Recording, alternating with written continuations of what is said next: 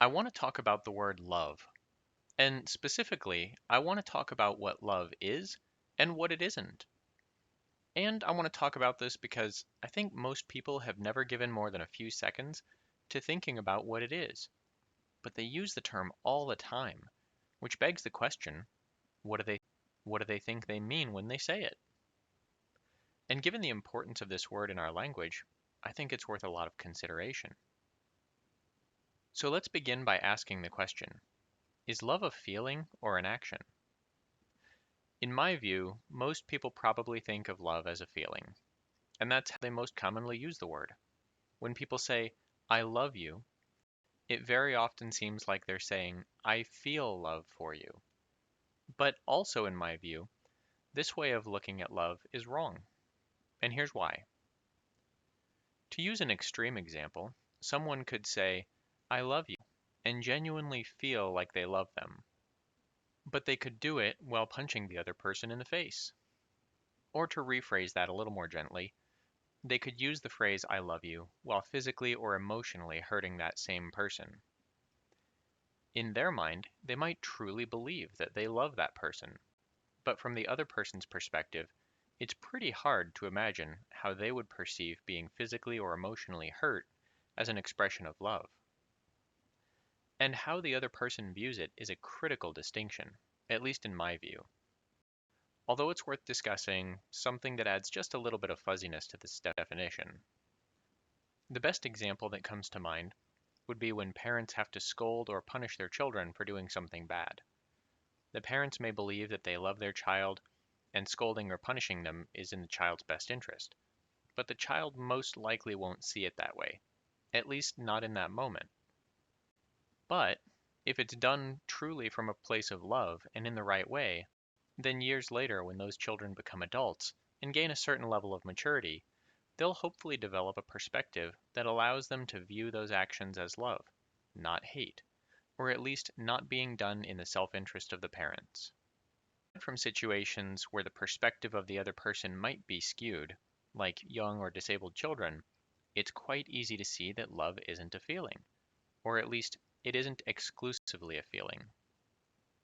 But something that's critical to understand is that love requires a somewhat objective perspective because it has to take into account the view of the other person.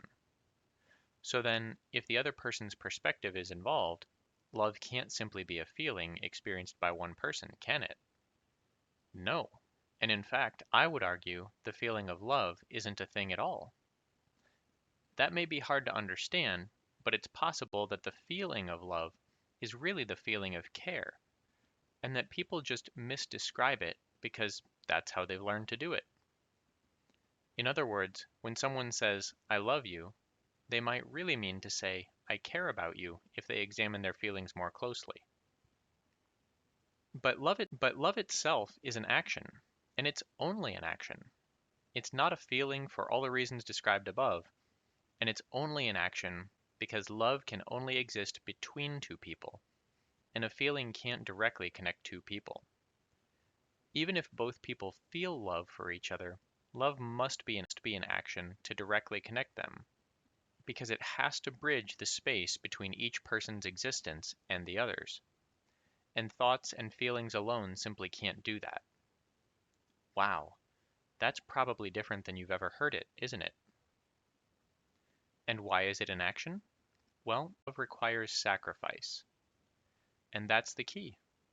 Without sacrifice, love is non existent. And sacrifice is an act, or an action, not a feeling. Now, by sacrifice, I don't mean losing out in some way, but love can really be defined in simple terms as an act of giving selflessly. And the selfless part is where the sacrifice comes in. The sacrifice can just be not thinking about yourself, or what benefit or detriment you may experience as a result of your decision or your action, and instead thinking only about the benefit to the other person. So, by that definition, love is a choice followed by an action. And using any objective framework against that definition, you can pretty easily conclude that love is equitable to both parties, and that it's an expression of sacrifice underpinned by care, which is a feeling. And that's what love is. It's an action, which means thinking and feeling like you love someone isn't love. It might be care, it might be infatuation, it might be lust, but until it's translated into an action that directly benefits the other person, it's not really love. It's just a feeling. So, in your own life, it might be worth thinking about the people that you believe you love and ask yourself, what actions do I take or can I take to express my love for them? And how do I do that in a way that's truly selfless? Not just as a way to look good in their eyes, but instead, how can you take actions that genuinely demonstrate your care and love for them? And we probably need more of that in our world. It would probably make things a lot better if we could all do that just a little bit more. So, go out and do those things, and make sure people you care about experience your love through your actions, and teach other people to start thinking